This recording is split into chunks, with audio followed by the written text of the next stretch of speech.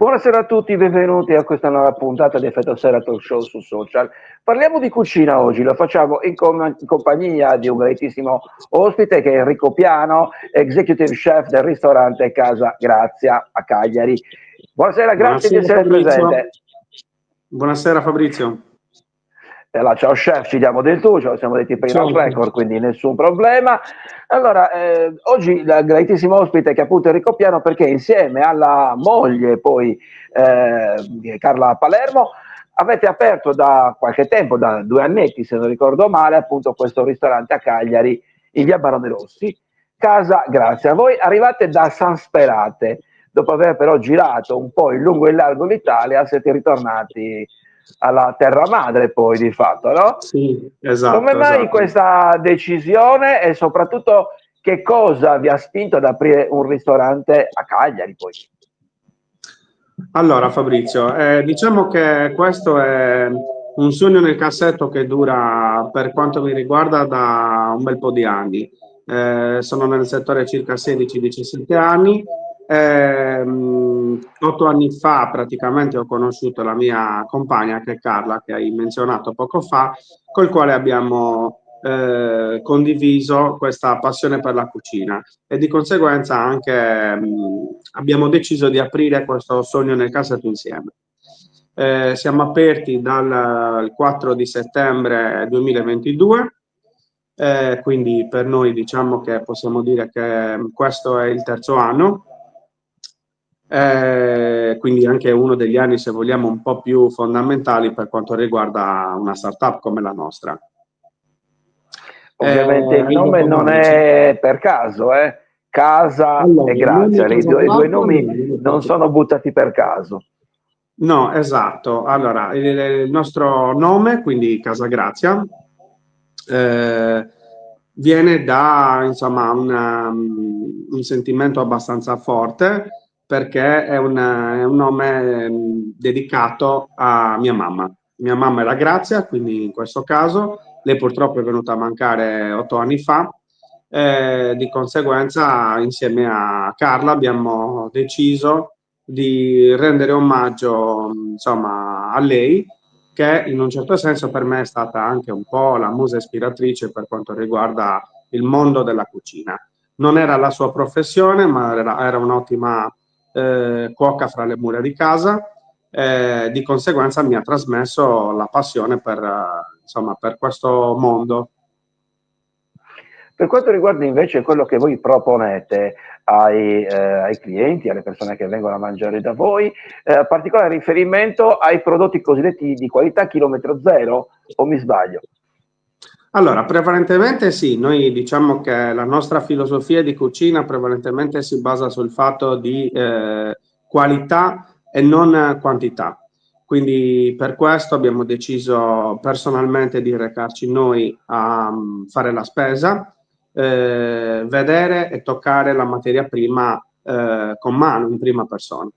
Noi hai detto prima che veniamo da San Sperate, io perlomeno sì, sono originario di San Sperate, quindi a livello di, insomma, frutta, verdure e ortaggi, diciamo che è un territorio che fortunatamente offre tanto, e questo ci permette di ragionare un po' appunto anche sul fattore del chilometro zero, comunque sia.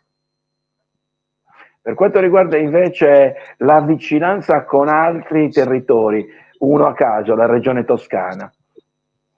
Allora, sì, la Toscana è stato, diciamo, un percorso per me durato 4 anni. Partì per un corso di aggiornamento, ma è una terra che conosco sin da piccolo perché ho dei parenti. È una terra che mi ha dato tanto sotto il punto di vista professionale.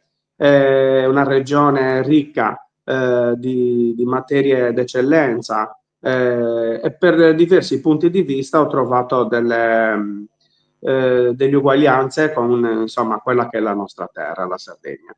Io sono tornato in casa, in terra madre, appunto, come dicevi tu, nel 2018, sia purtroppo perché dovuto un po' alla scomparsa di mia madre, ma in effetti anche, come tu puoi ben sapere, per un sardo doc rientrare nella propria terra e cercare di realizzarsi nel luogo in cui si è cresciuto è una delle cose che si cerca di fare nella maggior parte delle volte.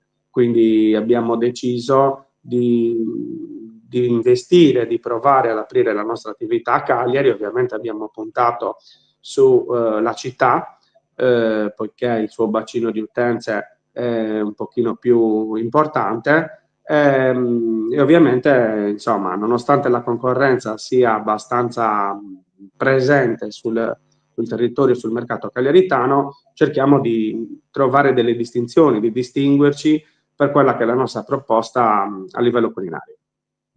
Ecco, proprio parlando di questo, quanto è difficile, se lo è, inventarsi un menù, proporre, immagino, cose nuove ogni tot, il menù magari verrà cambiato di volta in volta, magari pur tenendo qualche piatto, qualche cavallo di battaglia importante, e appunto affermarsi come state facendo voi, anche se recentemente rispetto magari a qualche altro concorrente.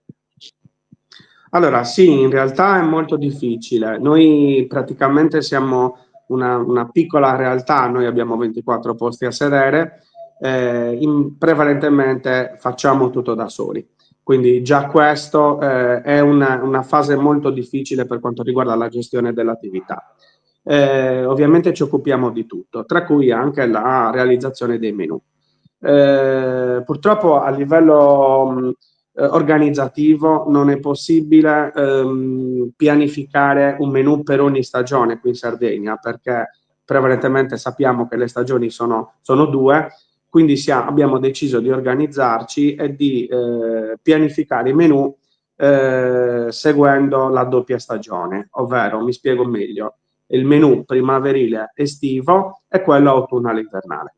Questo ci dà la possibilità, insomma, di avere una durata un pochino più lunga, di conseguenza diminuire anche un po' l'aspetto lavorativo, se vogliamo, perché realizzare un menù dall'inizio dall'antipasto, o meglio dall'entrée di benvenuto fino al dessert, è una fase abbastanza importante, impegnativa, richiede una buona conoscenza delle materie prime e soprattutto ovviamente bisogna essere in grado di calcolare quello che è il food cost per insomma arrivare a ottenere una percentuale di margine di guadagno per ovviamente fare fronte poi a quelle che sono le spese gestionali di un'attività.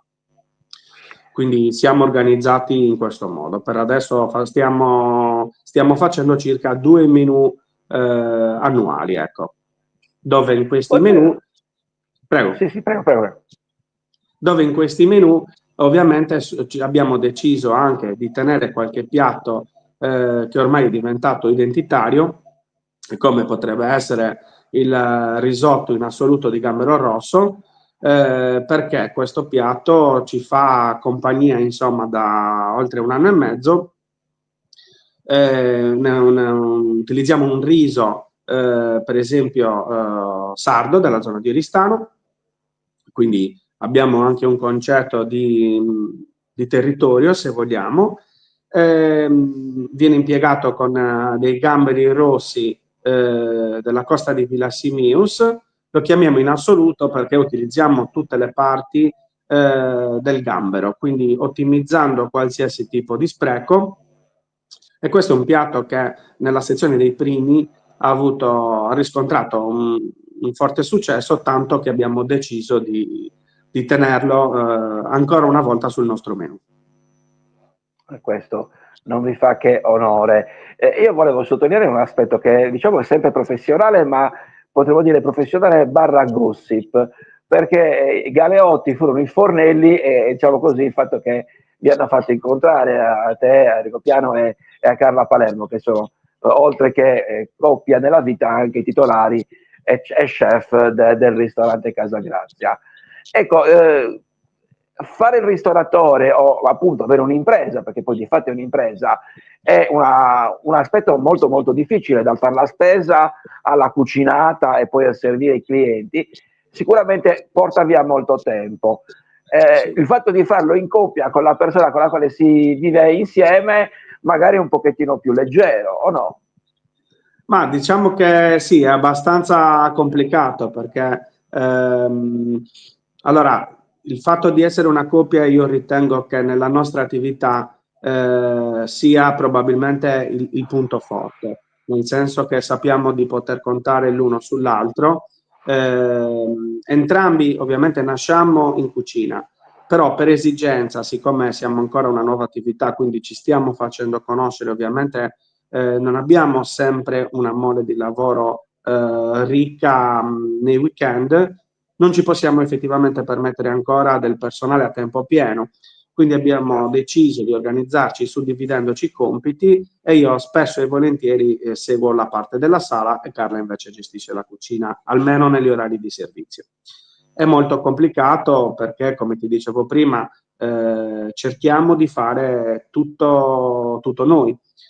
Questo ci serve per ottimizzare un po' i costi e poi effettivamente, detto francamente, noi che siamo l'ideatori del nostro progetto sappiamo perfettamente quello che vogliamo fare, quello che ci piace fare e dove vorremmo arrivare soprattutto. Io uno dei piatti che insomma, ho visto un po' perché ho frugato un po' il sito, un po' vedendo quello che hanno scritto anche i colleghi, ad esempio i colleghi dell'ANSA, sulla vostra attività, su quello che fate, mi ha colpito molto il famoso gelato da passeggio, no? Che non è uno gelato, è formato Allora, dal sì, mugine, quindi dal pesce. Quindi volevo chiedere sì. qualche informazione in più. Allora, questo è stato un piatto appartenente al menù precedente rispetto a quello che abbiamo attualmente. L'abbiamo inserito nella parte della degustazione di terra, perché noi, oltre al menù alla carta, abbiamo anche le due degustazioni, una di mare e una di terra. Oltre, vabbè, questo è sottointeso, cerchiamo di accontentare sempre i clienti che hanno anche diverse esigenze alimentari, tra cui quella vegetariana, vegana, intolleranza al glutine, al lattosio. Oggi sappiamo che al Assolutamente. tavolo si può presentare ovviamente una serie di esigenze che noi cerchiamo di eh, insomma, soddisfare nelle nostre possibilità. Come ti dicevo, questo gelato di mugine che tu hai menzionato così, sì, in realtà è un antipasto un po' giocoso, un po' scherzoso, perché è un antipasto che all'aspetto visivo dà l'impressione di essere più un dolce, un dessert. Quindi abbiamo deciso di realizzare un croccante di mugine che è servito con uno stecco in legno, quindi ricorda un po' il concetto del magnum, se vogliamo, con questa pralinatura croccante in superficie, però in realtà non è un dessert, appunto, come dicevamo, ma si tratta di un antipasto dove abbiamo utilizzato il mugine che è una materia prima abbastanza identitaria, rappresentativa qui in Sardegna, specie qui anche a Cagliari, oltre insomma al suo punto forse più identitario che è la zona dell'Oristanese, di Cabras, infatti il mugine lo acquistiamo proprio da qua, e quindi è stato un piatto che ci ha accompagnato nel menù precedente nella sezione degustazione. Ripeto, mi ha colpito particolarmente. Si parla tanto di cucina, non solo, diciamo così, a livello di cronaca, i giornali specialistici, ma anche semplicemente come pur parler fra amici anche a tavola. Però l'idea di tanti programmi di cucina, no? Cucina da incubo, Masterchef, e potremmo fare l'elenco, ha un po' sdoganato il mondo della cucina anche per tutti. Ecco, da questo punto di vista non rischia di essere più un danno perché chi viene al tavolo da voi magari si atteggia a giudice da talent. Allora, diciamo che effettivamente c'è stata un po' questa situazione, a volte si presenta. Diciamo che il mondo televisivo è ben distante da poi quella che effettivamente è la realtà, perché gestire un'attività, lavorare in cucina, insomma, realizzare dei piatti ovviamente richiede delle conoscenze e soprattutto non si smette mai di imparare, neanche chi ci lavora da tantissimi anni nel settore. È un continuo cercare di aggiornarsi, di formarsi, stare al passo con i tempi. Quindi sicuramente non è sufficiente un programma televisivo a darti una conoscenza, a farti acquisire una conoscenza dove tu al momento del tuo pasto in un ristorante puoi effettivamente fare il giudice, usiamo questo termine. Ovviamente va anche detto che la cucina è una cosa molto soggettiva, quindi può stare, noi accettiamo il fatto che magari qualcuno abbia qualche critica da farci, ci mancherebbe. Si dice che il mondo è bello perché è vario. Ma non parlo anche di elogi, non parlo solo di critiche.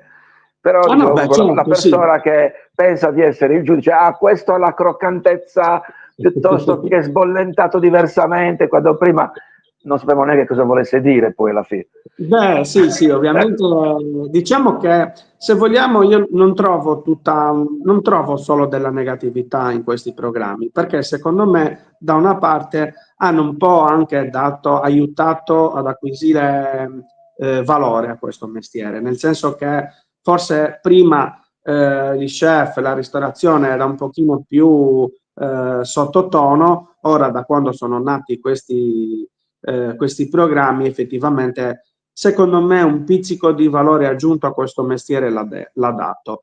Poi ovviamente si è sempre stati da che mondo è mondo sotto una critica, che sia positiva o negativa in questo settore bisogna accettarle entrambi, perché se la critica è fatta in maniera costruttiva non può che aiutarci, quindi migliorare. Ovviamente io invece sono contro al fattore di al fatto che ci sono tante persone che oggi utilizzano il web per fare la critica da una tastiera. E io credo che questa sia una cosa molto sbagliata. So che molti miei colleghi condividono questo che dirò in questo momento, perché noi quando ci presentiamo al tavolo e quando comunque sia ci preoccupiamo del cliente, chiediamo se è stato gradito il piatto, se è andato tutto bene.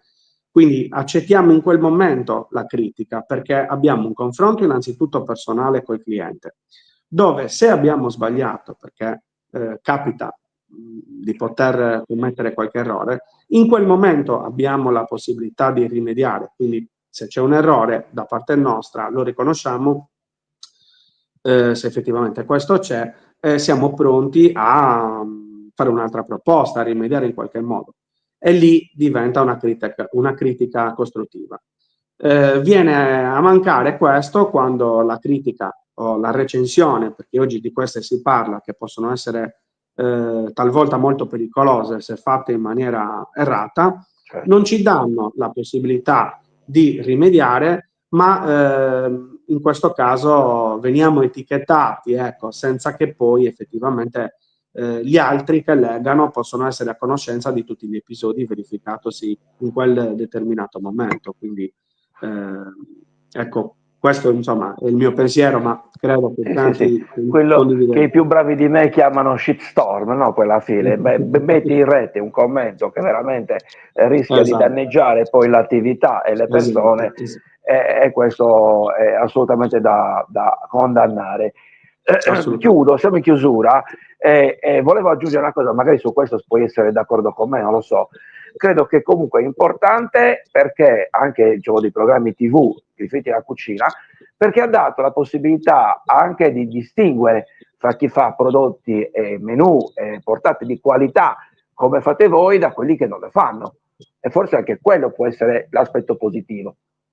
Beh sì, come ti dicevo prima, un minimo di conoscenza e un valore aggiunto in più l'ha dato, magari si riesce ad apprezzare più una cucina un po' più elaborata rispetto insomma a quello che per anni è stata comunque sia magari quei menù fatti a stampo che magari hanno impiegato solamente le stesse materie, ecco, quindi aumenta anche un po' la conoscenza questi programmi, un po' la cultura culinaria, ecco.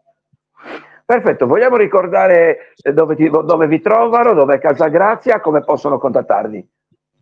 Allora, Casa Grazia si trova in via Barone Rossi a Cagliari, al numero 47, quindi all'interno del quartiere di Villanova. Ancora, se vogliamo, possiamo definirlo centro, tanti che molti infatti questa zona un po' la scansano come centro, ma in realtà siamo una parallela di Via Sonnino. Ci potete contattare tramite il nostro sito web, che è ristorantecasagrazia.it, sui nostri canali social, quindi Instagram, Facebook, ci trovate su TripAdvisor, su The Fork, su Google, dove qui potete ovviamente approfondire la nostra conoscenza. La filosofia di cucina di Casagrazia e degli chef. E ringrazio ancora una volta Enrico Piaro, ci saluti anche Carla Palermo, che l'abbiamo nominata ma non l'abbiamo vista. Grazie, grazie a te Fabrizio per questa opportunità, ti ringrazio, buona giornata. Grazie, grazie ovviamente a tutti voi, grazie a voi che ci avete seguito, ci vediamo presto, come sempre cliccare mi piace, condividete e il prossimo appuntamento domani 19:30, nuovo appuntamento. Grazie ancora, buona serata.